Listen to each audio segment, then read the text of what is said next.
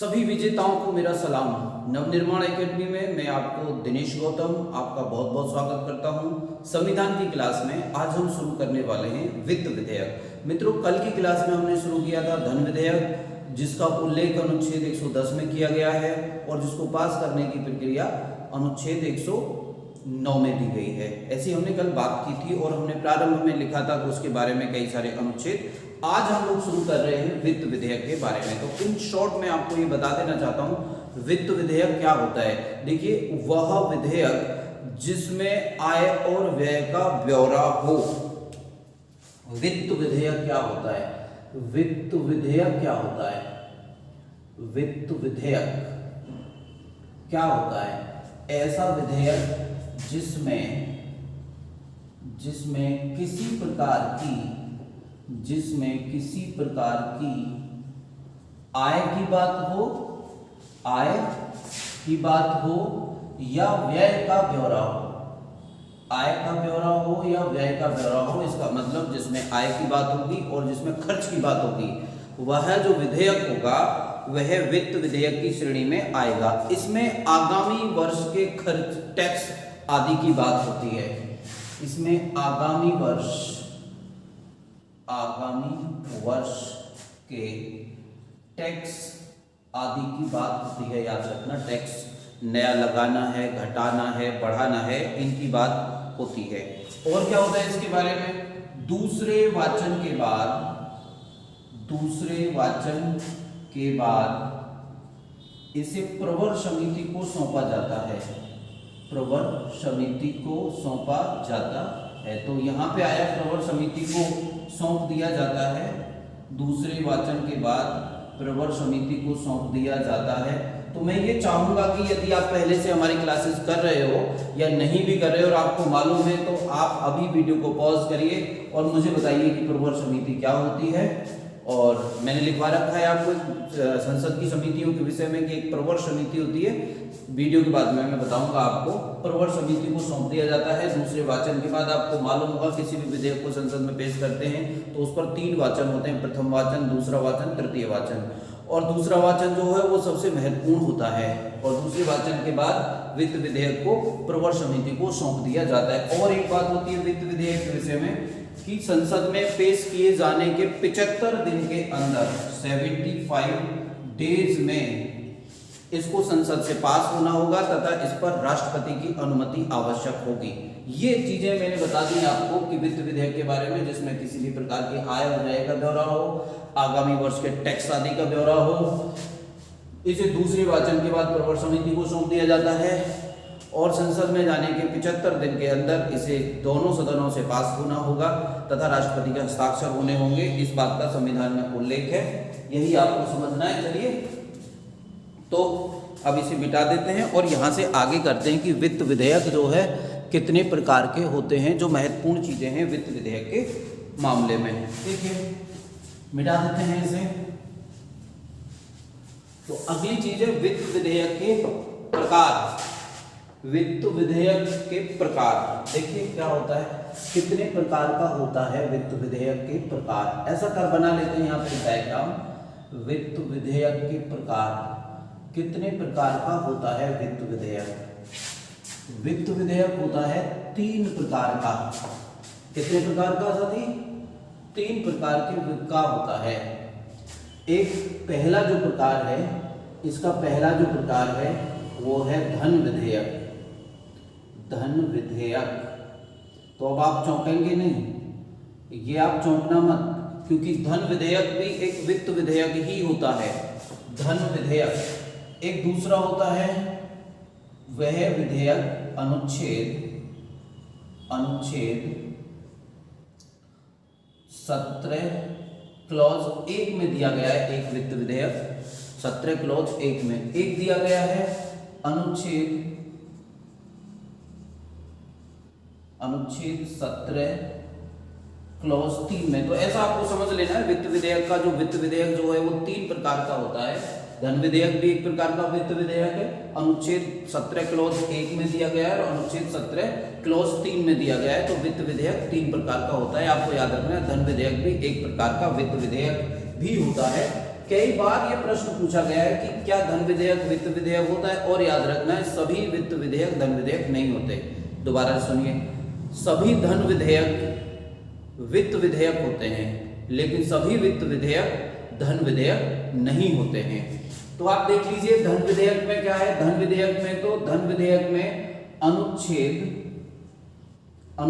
110 में दी गई बातें हैं।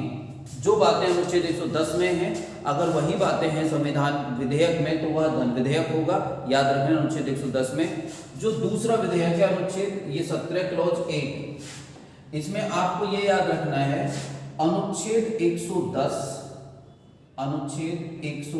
की बातें हों, बातों के साथ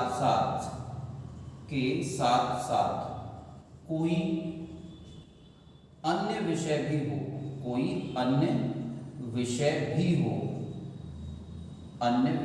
हो, याद रखना है आपको।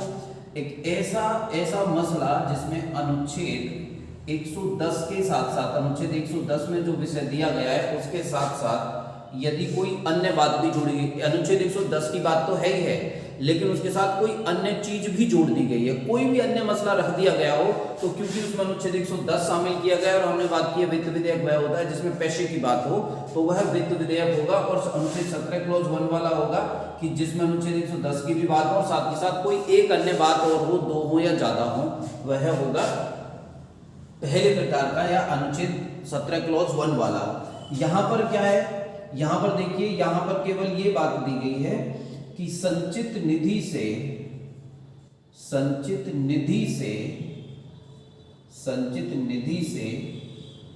व्यय करने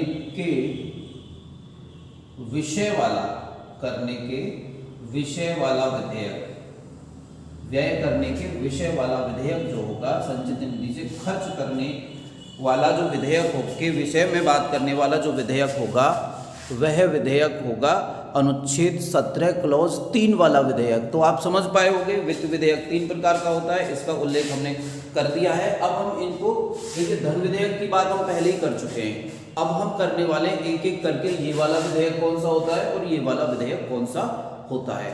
पहले मैं बिल्कुल वर्बली आपको बता देता हूं कि ये जो विधेयक है अनुच्छेद 17 क्लॉज 1, ये आप नोट कर लेना, अनुच्छेद 17 क्लॉज 1, पहली बात तो है कि यह प्रारंभ में केवल लोकसभा में पेश होगा।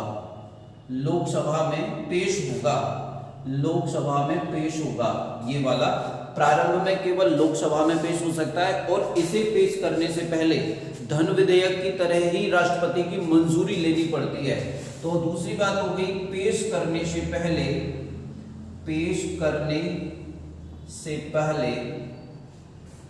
राष्ट्रपति की मंजूरी चाहिए। राष्ट्रपति की कट ना रहा हो, मंजूरी चाहिए, अगर नीचे से कट रहा हो तो बताइएगा। राष्ट्रपति की मंजूरी चाहिए, इसे पेश करने से पहले राष्ट्रपति की मंजूरी चाहिए। यस, थोड़ा सा ये कट रहा है, मैं यहाँ पर लिख देता हूँ ये पॉइंट, ये दूसरा वाला जो पॉइंट है मैं यहाँ पर लिख देता हूँ कि इसे पेश करने से पहले, यहाँ पे लिख देता हूँ, इसे पेश करने से पहले राष्ट्रपति की मंजूरी चाहिए। पेश करने से पहले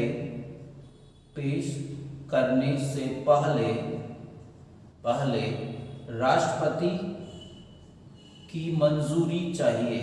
तो ये बात दो याद रख लेनी है आपको, ये दो बातें याद रख लेनी कि अनुच्छेद 17 क्लॉज 1 में जो मसला दिया गया है इसे पहले शुरुआत में धन विधेयक की तरह केवल लोकसभा में पेश किया जाएगा और पेश करने से पहले राष्ट्रपति की मंजूरी आवश्यक होगी। ये इसके बारे में विशेष बात है। और इसके बारे में विशेष बात यह है कि जब ये संसद के किसी भी सदन में पेश किया जा सकता है, लेकिन संसद जब सदन इस पर चर्चा करेगा, तो राष्ट्रपति से पहले जो है अनुमति मांगेगा, इस पर राष्ट्रपति की सिफारिश मांगेगा चर्चा करने से पहले या उसको पास करने से पहले, इसमें याद रखना पेश करने से पहले, प्रारंभ में ही लोकसभा में पेश होगा और पेश करने से पहले राष्ट्रपति की अनुमति चाहिए, लेकिन इसमें चर्चा करने से पहले या इसे पास करने से पहले राष्ट्रपति की अनुमति चाहिए होगी 17 क्लॉज 3 में जो दिया गया है। अब हम थोड़ा सा इसके बारे में डिटेल में करेंगे। अगर यदि इतना आपको समझ में आ गया है तो आप समझिए कि वित्त विधेयक आपकी समझ में आ गया है। तो धन विधेयक और वित्त विधेयक में हम क्या अंतर बता सकते हैं? तो धन विधेयक तो वह है जिसमें अनुच्छेद 10 में दी गई बातें हैं, केवल अनुच्छेद 110 में दी गई बातें हैं, वह धन विधेयक है। और वित्त विधेयक मोटे तौर पे कई बार परीक्षा में आ गया है, वित्त विधेयक क्या है अगर मोटे तौर पे हम बताना चाहें तो वित्त विधेयक वह है जिसमें अनुच्छेद 110 में दी गई बातों के साथ साथ कोई अन्य विषय भी है, तो वह वित्त विधेयक होगा मोटे तौर पे। ऐसा ही पेपर में ऐसा ही क्वेश्चन आया है पेपर में। लेकिन अगर हम और बड़ी बात करें तो वित्त विधेयक स्वयं 3 प्रकार का होता है, धन विधेयक भी वित्त विधेयक होता है। और यहाँ पर अनुच्छेद 17 में 2 बातें दी गई हैं, 17 क्लॉज 1 और 17 क्लॉज 3। 17 क्लॉज 1 के बारे में मैंने बता दिया, 17 क्लॉज 3 के बारे में मैंने बता दिया। अब हम थोड़ा डिटेल में इनके विषय में बात करना चाहते हैं, इसे मिटा देते हैं। उम्मीद है आपको आनंद आ रहा होगा। मैंने प्रवर समिति के बारे में बात की है, तो आप शीघ्रता से प्रवर समिति के बारे में गूगल करके या कैसे भी मुझे जवाब दे दीजिए, क्या या तो गूगल कर दीजिए या कैसे भी कर दीजिए, मुझे जवाब दे दीजिए, ठीक है। अब देखिए हम बात कर लेते हैं जल्दी से। देखिए पहले प्रकार का जो है 17 क्लॉज 117 क्लॉज 1 वाला जो विधेयक है, इसके बारे में हम इसे थोड़ा डिटेल में समझ लेते हैं क्या है, ये बात समझ लेते हैं। तो सबसे पहली बात तो ये समझ लीजिएगा, सबसे पहली बात तो ये समझ लीजिएगा, यह 2 मामलों में धन विधेयक से समानता रखता है। पहली बात समझ लीजिएगा, 2 मामलों में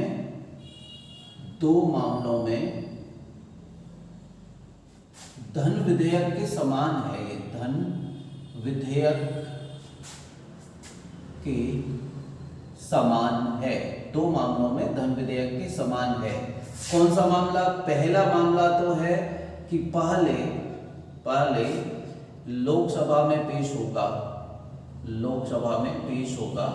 दूसरा है पेश करने के लिए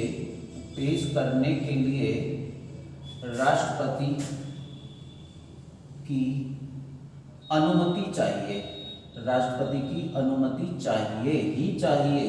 यही धन विधेयक के बारे में भी सच था। धन विधेयक में कहा गया था, धन विधेयक पर भी राष्ट्रपति की अनुमति लेनी पड़ती है और 17 क्लॉज 1 पर भी राष्ट्रपति की अनुमति लेनी पड़ती है।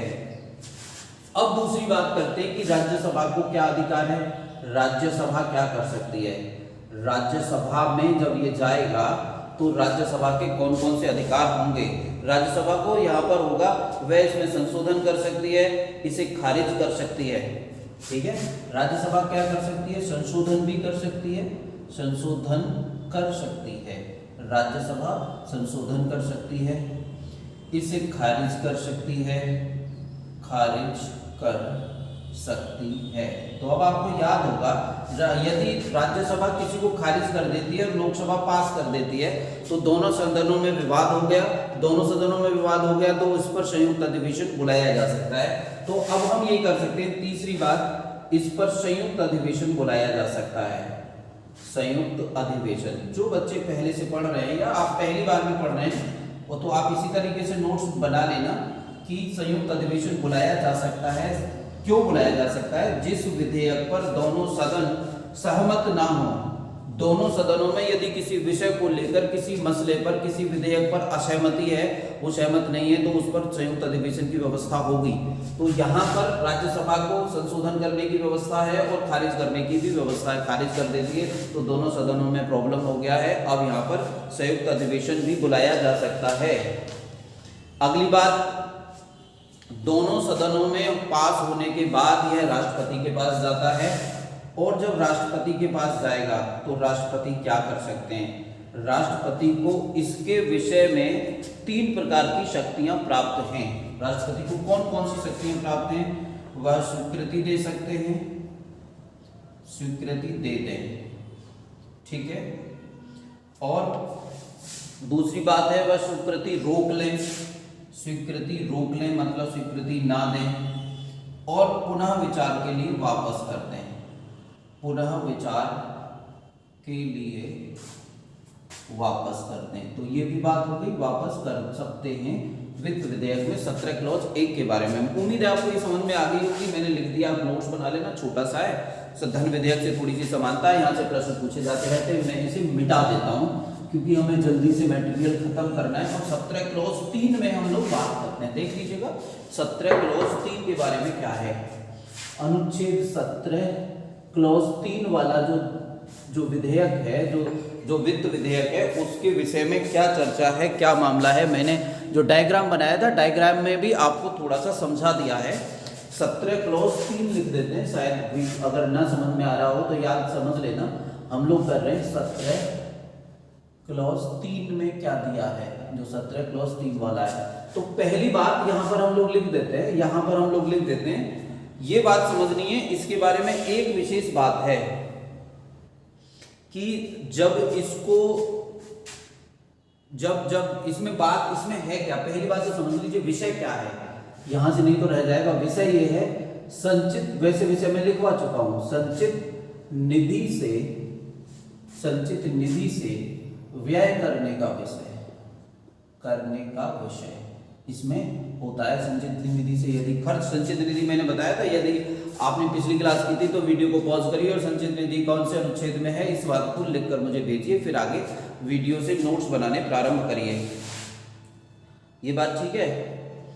अच्छा, इसमें अनुच्छेद 110 का कोई विषय शामिल नहीं होता है, ये देख लिया है, ठीक है। अनुच्छेद 110 का कोई मुद्दा नहीं होता, इसमें 110 का कोई मुद्दा नहीं होता है, जबकि 17 क्लॉज 1 में 110 वाला मुद्दा होता है। तो इसे कौन से सदन में पेश किया जा सकता है, याद रखना 17 क्लॉज 1 को केवल लोकसभा में पेश किया जा सकता है। पहले इसे किसी भी सदन में पेश किया जा सकता है, इसे किसी भी सदन में पेश किया जा सकता है, याद रखना। आप याद करो, जिन्होंने वो वीडियो की थी जिसमें कि साधारण विधेयक कैसे पास किया जाता है, याद रखना साधारण विधेयक को संसद के कौन से सदन में पेश किया जाता है, साधारण विधेयक को संसद के कोई से भी सदन में पेश किया जा सकता है, लेकिन धन विधेयक को केवल लोकसभा में पेश किया जा सकता है। 17 क्लॉज 1 में दिए गए वित्त विधेयक को केवल लोकसभा में पेश किया जा सकता है, लेकिन 17 क्लॉज 3 में दिए गए वित्त विधेयक को संसद के कोई से भी सदन में पेश किया जा सकता है, और दोनों सदनों से ये अलग अलग पास होगा, ठीक है। तो किसी भी सदन, और क्या है इसके बारे में, किसी भी सदन में कोई भी सदन चर्चा करने या पास करने से पहले, चर्चा करने या पास करने से पहले राष्ट्रपति की मंजूरी लेगा, याद रखना। क्लॉज 1 में पेश करने से पहले मंजूरी चाहिए थी, यहाँ चर्चा करने से पहले या पास करने की जो बात होगी उस पर मंजूरी चाहिए। अब यहाँ पर क्या है, और क्या है, संयुक्त अधिवेशन का प्रावधान है क्या? यस, इस पर संयुक्त अधिवेशन का प्रावधान है, संयुक्त अधिवेशन बुलाया जा सकता है, इस पर संयुक्त अधिवेशन बुलाया जा सकता है। क्योंकि क्यों बुलाया जा सकता है? क्योंकि राज्यसभा क्या कर सकते हैं, राज्यसभा को क्या अधिकार होगा, राज्यसभा इसको संशोधित कर सकती है और इससे सहमत भी नहीं हो सकती। तो जहां पर राज्यसभा संशोधित करने का अधिकार हो जाए, जहां पे वो इससे सहमत ना हो, अस्वीकार कर दे, तो वहां पर हमेशा संयुक्त अधिवेशन हो जाता है। याद रखना है, जब भी किसी विधेयक पर दोनों सदन सहमत ना हो, तो दोनों सदनों के सहमत ना होने के मुद्दे पर ही संयुक्त अधिवेशन हो जाता है। तो जो वित्त विधेयक है, वित्त विधेयक के किसी दोनों मामलों में 17 क्लॉज 1 और 17 क्लॉज 3 में संयुक्त अधिवेशन का प्रावधान है। ये बात यहाँ तक की खत्म हो गई। अब राष्ट्रपति क्या कर सकते हैं, राष्ट्रपति की क्या शक्ति है, राष्ट्रपति क्या कर सकते हैं, राष्ट्रपति का क्या अधिकार है, ठीक है, स्वीकार कर दें, ठीक है, हस्ताक्षर कर दें, स्वीकृति दे दें, ऐसा ही हम लिख रहे हैं, यहाँ पे लिख देते हैं, स्वीकृति दे दें, ना दें मतलब स्वीकृति रोक दें, और पुनः विचार के लिए लौटा सकते हैं, पुनः विचार के लिए लौटा सकते हैं, लौटा सकते हैं। खत्म कहानी, पुनः विचार के लिए लौटा सकते हैं। अब ये विधेयक मित्रों खत्म हो गया। मैं चीज़ों को थोड़ा सा सम अप कर देता हूँ। 1 मिनट या 2 मिनट लगेंगे इसको सम अप करने में। मैं थोड़ा सा, ताकि आपको याद हो जाए, मैं आपको समझा देता हूँ। देखिए, एक टेबल बना देता हूँ ताकि आप इसे समझ पाएं। देखिए, टेबल बना देता हूँ। 17 क्लॉज 1 में और 17 क्लॉज 2 में क्या अंतर है? देखिए, 17 क्लॉज 1 में पहली बात है लोकसभा में ही पेश होगा, लोकसभा में ही पेश होगा। पहली बात, लोकसभा में ही पेश होगा। इसमें होगा किसी भी सदन में पेश होगा, किसी भी सदन में पेश हो सकता है, पेश हो सकता है। यहां से आपको याद हो जाएगा बहुत आसानी के साथ। किसी भी सदन में पेश हो सकता है, लोकसभा में पेश कर लो या राज्यसभा में पेश कर लो, कोई दिक्कत नहीं है। किसी भी सदन में इसको पेश कर लीजिए, ठीक है। बात है राष्ट्रपति की अनुमति, राष्ट्रपति की अनुमति पेश करने के लिए चाहिए, पेश करने के लिए चाहिए, ठीक है। पेश करने के लिए चाहिए। क्या इसमें राष्ट्रपति की अनुमति पेश करने के लिए चाहिए? तो ये बात हो गई कि राष्ट्रपति की अनुमति पेश करने के लिए नहीं चाहिए। ये वाला है, राष्ट्रपति की अनुमति नहीं चाहिए, पेश करने के लिए राष्ट्रपति की अनुमति नहीं चाहिए। 17 क्लॉज 3 में, ठीक है। राज्यसभा का क्या अधिकार है? राज्यसभा अस्वीकार कर सकती है, बिल्कुल कर सकती है, अस्वीकार कर सकती है, बिल्कुल कर सकती है। राज्यसभा अस्वीकार कर सकती है, इसे भी राज्यसभा अस्वीकार कर सकती है, राज्यसभा अस्वीकार कर सकती है, याद रखना है, ठीक है। संयुक्त अधिवेशन हो सकता है, अनुच्छेद 108, इसका मतलब संयुक्त अधिवेशन का प्रावधान है, बिल्कुल है। संयुक्त अधिवेशन हो सकता है, या संयुक्त अधिवेशन हो सकता है। यहां पर संयुक्त अधिवेशन हो सकता है, बिल्कुल यहां भी हो सकता है। संयुक्त अधिवेशन यहां भी हो सकता है, लेकिन बस इतना और अंतर है, आपको ये याद रखना है कि यहां पर इसमें संसद को ये चाहिएगा, मतलब संसद के सदनों को चर्चा करने से पहले, संसद को चर्चा करने से पहले या उसे पास करने से पहले राष्ट्रपति की अनुमति चाहिएगी। चर्चा या पास करने से पहले, पास करने के लिए राष्ट्रपति की अनुमति चाहिए, राष्ट्रपति की अनुमति चाहिए। अब देखिए, बात खत्म हो गई वित्त विधेयक के विषय में। और वित्त विधेयक का मतलब बाकी जो चीजें हैं वो सब साधारण विधेयक की तरह हैं। इसमें जो साधारण विधेयक, यदि आपने पहली वीडियो पहले ठीक से की होगी तो ये वीडियो भी आपको अच्छी तरीके से समझ में आएगी। मैंने पूरी कोशिश की ऐसे समझाने की मित्रों। धन विधेयक हो गया, वित्त विधेयक हो गया। कल की क्लास में हम लोग करेंगे संविधान संशोधन विधेयक। आपने हमारी वीडियो देखी, इसके लिए मैं बहुत बहुत धन्यवाद बोलता हूँ। आप हमारी वीडियो को एक बार शेयर कर दीजिए, सब्सक्राइब कर दीजिए और लाइक कर दीजिए, ताकि ये शेयर इसलिए कर दीजिए ताकि ये बहुत सारे लोगों तक पहुँच सके। हम बहुत मेहनत कर रहे हैं मित्रों, और आप हमारी वीडियो को देखते हैं, आप हमसे भी ज़्यादा मेहनत कर रहे हैं। इसके लिए हम तहे दिल से आपको शुक्रिया अदा करते हैं। जय हिंद, धन्यवाद।